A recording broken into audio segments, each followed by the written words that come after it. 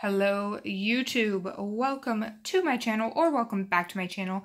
If you are a new subscriber, we are going to be doing day 4 of my 31 Days of SpookTube series here on YouTube. Basically, I am making a new video every single day for the month of October, and we are calling it SpookTube. Clearly, if you have never been on my channel before, I have pet tarantulas. I have lots of pet tarantulas, actually, and right now we are going to be focusing on this gal.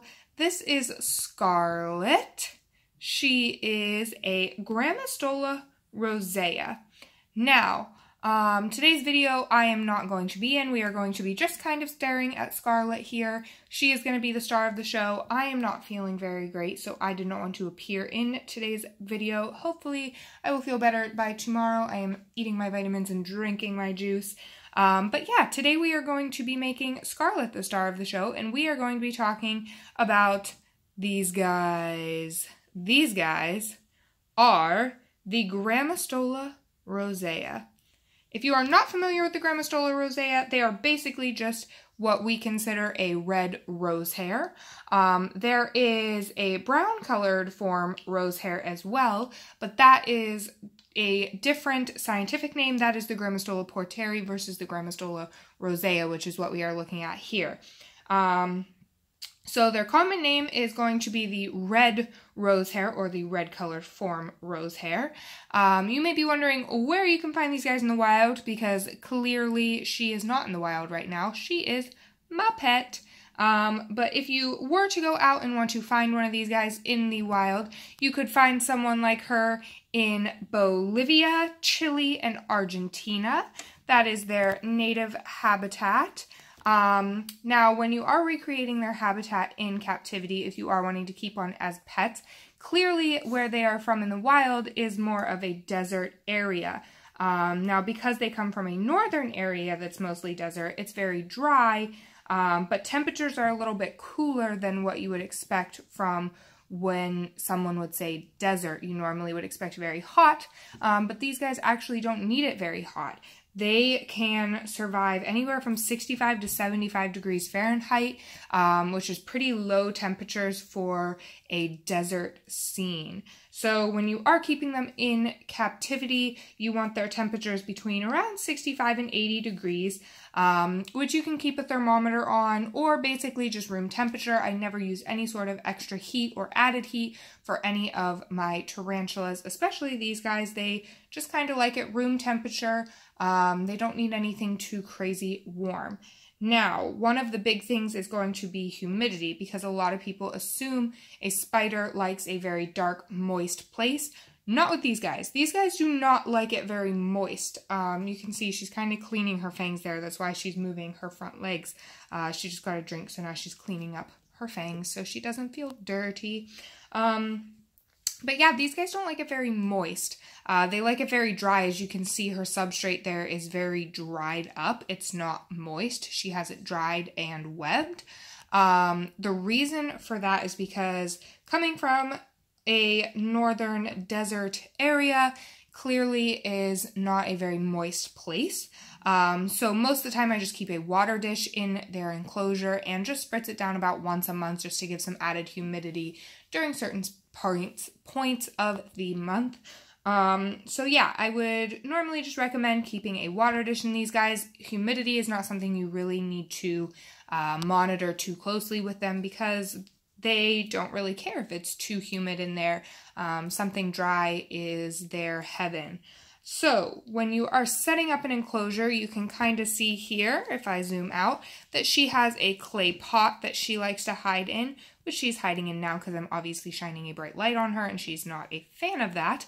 But yeah, so I noticed that these guys don't really like to burrow very much. They are a terrestrial species, which if you are not familiar with the word terrestrial, basically means they are a ground-dwelling species. So they like to hang out on the ground. They don't climb. They're a very heavy-bodied spider, not one that would do very good in trees or up off the ground. So they like to find hiding spots and contain refuge down on the ground. Now, a lot of people will provide lots of substrate for them to burrow in. I have tried that because I do have multiple of these species. I've tried a couple different ways of setting it up. I have ones with deeper substrate, ones with lighter substrate, and even the ones with the deeper substrate, I have never once seen burrow. They are always just hiding out in the clay pot or the log or whatever I have in there for them to hide out in. They're always just hanging out in there. That seems to be enough of the refuge to make them feel safe, that they don't need the extra substrate. Now, that could differ and vary based off of how you keep your spiders. I know some people keep their spiders with the deeper substrate and they do just fine. They will burrow. I think that the main reason mine don't really burrow and mine are out quite frequently is because they do have a room of their own in my house where the light is always off. There's never any light coming in. I keep the window blinds closed. So yeah, they don't really get too much of that light and noise and all of the things that might scare them to go and hide and want to seek refuge.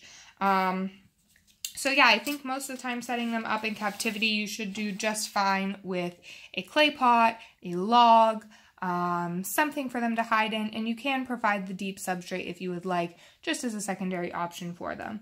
Now, one big thing is how large will these guys grow? Mine is semi to their complete capacity. She could definitely grow some more. They definitely don't stop growing every single time they molt. They will grow a little bit more, but they don't grow as fast the older that they get. So if I put my hand up here, you can see how large she is. She is about, I would say, like 3.5 inches, maybe 4 inches. She definitely is going to have a long life ahead of her. Being a female, she's going to live about 30 years. I would say she's probably about 5 or 6 years old now. I don't know though, because I haven't had her from the time that she was hatched. But they can grow up to be about 4.5 to 5 inches is where they would max out. So she definitely has the potential of growing to be a very large girl. Now, temperament-wise, they kind of vary. There's some days where they can be very, very sweet, and some days where they just have these crazy mood swings. They will try and strike. They'll flick hairs, which most of the time, to be honest, when she is having her mood swings, she would rather strike than flick hairs. That's just how mine acts. Now, everybody's spider is going to be different. They're all going to have different personalities, so I can't speak for everyone's spider, or I can't speak for this species in general, because I do have friends who have the same exact species who have never had any issues with temperament. Mine just seem to be a little bit more temperamental. I seem to have better luck with my roseas than my porteries. I will say that. My GRAMMOSTOLA porteries seem to be a little bit more mood swingy, I guess, than my roseas. But yeah, I would say just kind of watch, keep an eye on them if you are wanting to handle them. Just make sure you always use some sort of temperament stick. Don't just directly stick your hand in there and scoop them up, because that is a nice way to get bit. I always like to use a paintbrush or a pencil or something and just kind of lightly touch their back leg. If she will kind of fling around and try to grab for it, you know, she's kind of having a mood swing. If she flicks her hairs, you know, maybe just kind of leave her alone. But if she just kind of moseys on away, it's probably safe to kind of, you know, coax her up on your hand if you are wanting to handle. Now, handling is a debated subject, which we can go over in another video. But yeah, today's video was just all about Scarlet. Now, I'm going to see if Scarlet wants to eat for us. She is looking a little hungry. She hasn't eaten in a couple of days, so she is probably going to mow down for us. I'm going to grab a worm, and we'll see if she is hungry. Alright guys, let's see if she will eat this worm.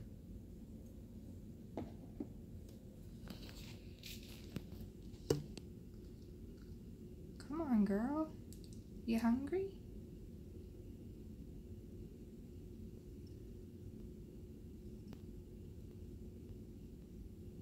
She's kind of going for it. Hello? Hello? Are you gonna eat that? No? Okay.